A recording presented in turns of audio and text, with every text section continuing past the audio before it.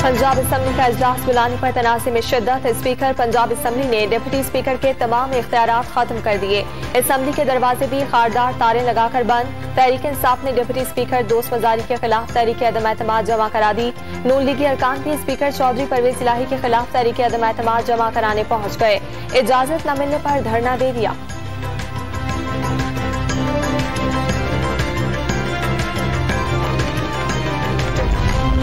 Deputy speaker Punjab assembly दोस्त मजारी ने speaker Parvez इलाही पर इंतशार फैलाने का इल्जाम लगा दिया।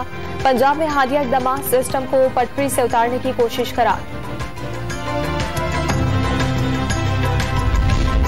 सियासी बहरान पर आज खुद नोटिस की समाअत कल सुबह 9:30 बजे तक मुलतवी। हर शहरी आइन का पाबंद है, क्या स्पीकर आइन का पाबंद नहीं?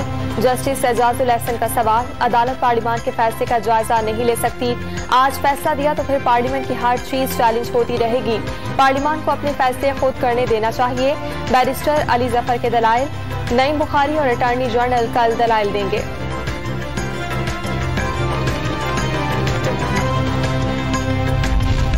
मौलाना फजल रहमान का जुमे को यौम तहफ़्फ़ुज़ आईन पाकिस्तान के तौर पर मनाने का ऐलान। एहतजाज और रैलियां निकाली जाएंगी। सुप्रीम कोर्ट की जानिब से आज खुद नोटिस देने का खैर मकदम।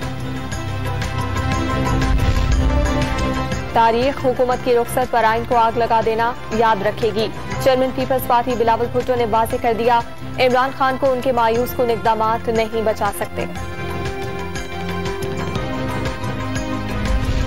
डिप्टी स्पीकर ने हकायक की बुनियाद पर रूलिंग दी। तहरीक अदम एतमाद से इनकार नहीं।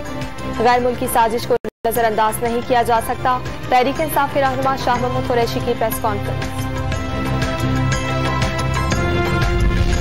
सिंध असम्बली में डिप्टी स्पीकर कौमी असम्बली के खिलाफ मजम्मती करारदाद मंजूर। इम्तियाज शेख की तकरीर के दौरान अपोजिशन अरकान की शदीद नारेबाजी। जाली रहनुमा ने PTI हुकूमत सिंध दुश्मन करार दे दी। MKM को फैसले पर मुबारकबाद।